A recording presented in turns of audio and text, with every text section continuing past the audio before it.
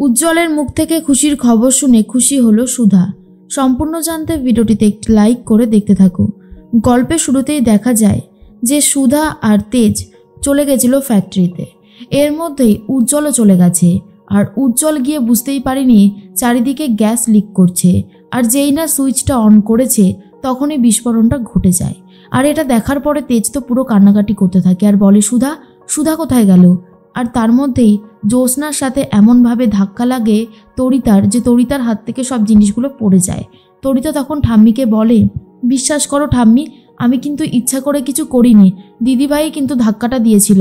তখন জ্যোৎস্না নিজেই স্বীকার করে আর বলে, সত্যি তরিতার কোনো দোষ নেই, এটা আমারই ভুল হয়েছে ঠাম্মি। এর মধ্যেই দোলন তো প্রচণ্ড রেগে গেছে আর বলে, সত্যি তোমার নিজের হাত পায়ের ওপর কন্ট্রোল নেই। আমার না আর ভালো লাগে না, যখনই দেখি তোমাকে অবাক হয়ে যাই।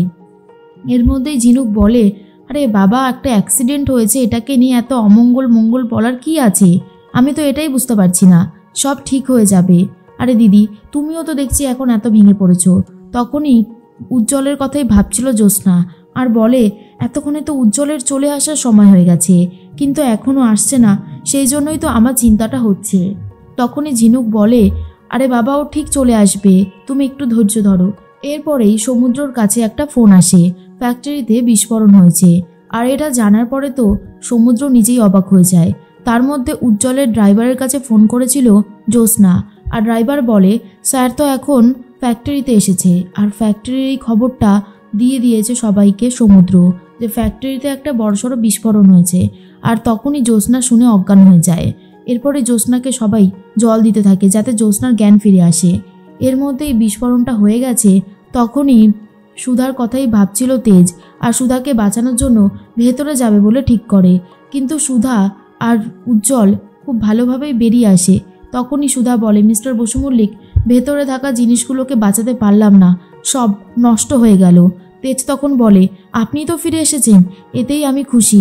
আপনার যদি কিছু হয়ে যেত আমি নিজেকে কখনোই ক্ষমা করতে পারতাম না।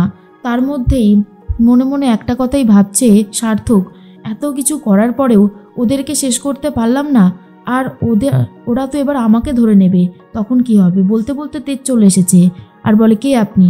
কে যে এখনো পর্যন্ত এখানে রয়েছেন আর আমাদের ক্ষতি করার চেষ্টা করছেন? যখনই সার্থকের মুখটা দেখতে যাবে, সার্থক আবারও তেজকে ধাক্কা দিয়ে সরিয়ে দেয় আর তারপর সেখান থেকে চলে যায়। এরপরই সুধা বলে, মিস্টার বসু মল্লিক, আপনি ঠিক আছেন তো? তেজ তখন বলে, আমি তো ঠিক আছি সুধা, কিন্তু কেউ একজন আছে যে বারবার আমাদের ক্ষতি করার চেষ্টা করছে। তখন সুধা বলে, সেটা আমিও খুব ভালো মতন বুঝতে পেরেছি মিস্টার বসু মল্লিক, কিন্তু এখন আমাদেরকে বাড়ি যেতে হবে।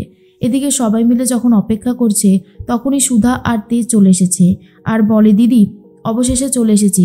কি ব্যাপার বলো তো, তুমি এত কিছু চিন্তা করছো কেন? এর মধ্যেই জ্যোৎস্না বলে, উজ্জ্বল কোথায় সুধা?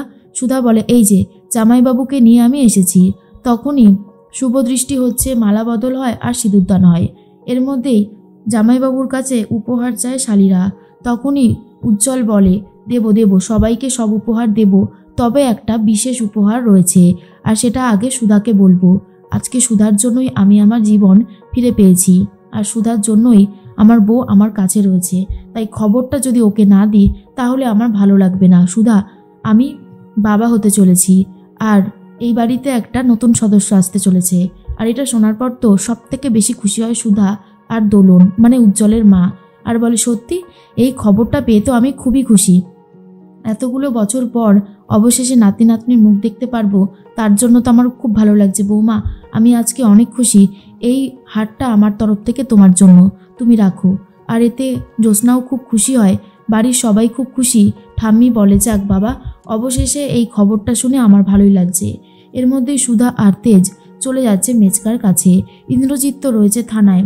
তখনই সুধা বলে, মেচকা, এখনও সময় আছে, বলো কেন তুমি এই বিস্ফোরণটা ঘটালে? তখনই মেচকা বলে, তোমরা তো আমাকে ছাড়িয়ে নিয়ে যেতে এসেছো, আমি তো সেটাই ভেবেছিলাম, কিন্তু এখন কি বিস্ফোরণের কথা বলছো আমি বুঝতে পারছি না। তেজ বলে, তুমি আমাদের ফ্যাক্টরিতে বিস্ফোরণ ঘটাওনি, তুমি ছাড়া এই কাজ আর কে করতে পারে? ইন্দ্রজিৎ বলে, আমি তো এখন জেলে রয়েছি, আমি কি করে এই কাজ করব? কি অদ্ভুত কথা। তখন অফিসার বলে, আপনাদের কোথাও একটা ভুল হচ্ছে মিস্টার বসু মল্লিক, কারণ ওনাকে আমি পাহারা রেখেছি, উনি এসব কাজ করতে পারেন না। আমার মনে হয় আপনাদের শত্রুতা অন্য আরও অনেকের সাথে আছে, তারা কেউ এই কিছু করেছে। তখনই সুধা বলে, আমি যাকে ভাবছি তবে কি সেই এই ক্ষতিটা করছে? সার্থক, যদি সেরকমটা হয়ে থাকে এবারে তুমি দেখবে সার্থক চ্যাটার্জি সুধার আসল রূপটা। এর মধ্যে সুধার কাছে একটা ফোন এসেছে। ফোন করেছে পূর্বী আর বলে, সুধাদি, আমার তোমার সাথে অনেক কথা আছে, আমি কলকাতাতে এসেছি, তোমার সাথে দেখা করতে চাই। সুধা বলে, ঠিক আছে, আমি তোমার সাথে অবশ্যই দেখা করব। এর মধ্যেই তেজ তখন বলে, কে ফোন করেছিল? সুধা। সুধা বলে, একজন ফোন করেছিল। মিস্টার বসু মল্লিক, তাহলে এবারে আসল অপরাধীকে কি করে খুঁজে বার করব?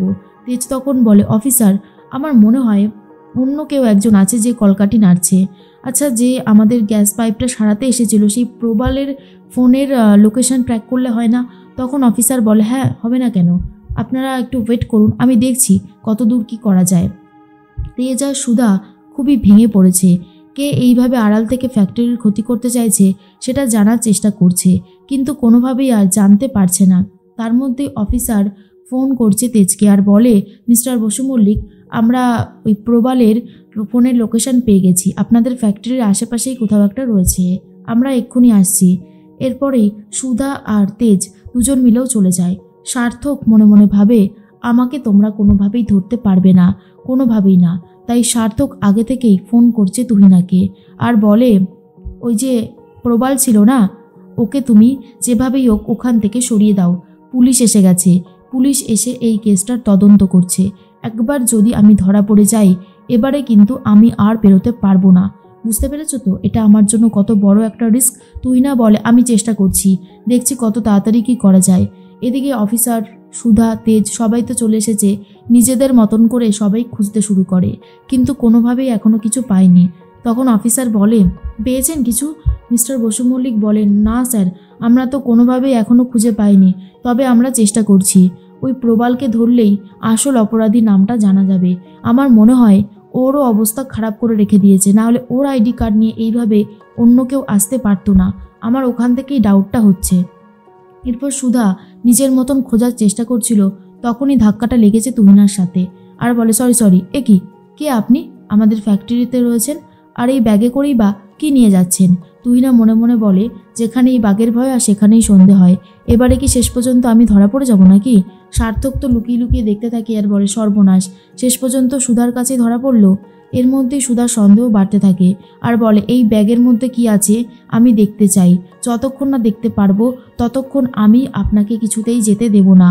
এরপর তুহিনা বলে, এখান থেকে যাওয়ার আর কোনো রাস্তাই দেখছি না, শেষ পর্যন্ত মনে হচ্ছে এবারে ধরা পড়ে যাব। আর সার্থকও লুকিয়ে লুকিয়ে সবটা দেখতে থাকে, সামনে আসতে পারছে না, কারণ সামনে আসলে সার্থক নিজেও ধরা পড়ে যাবে।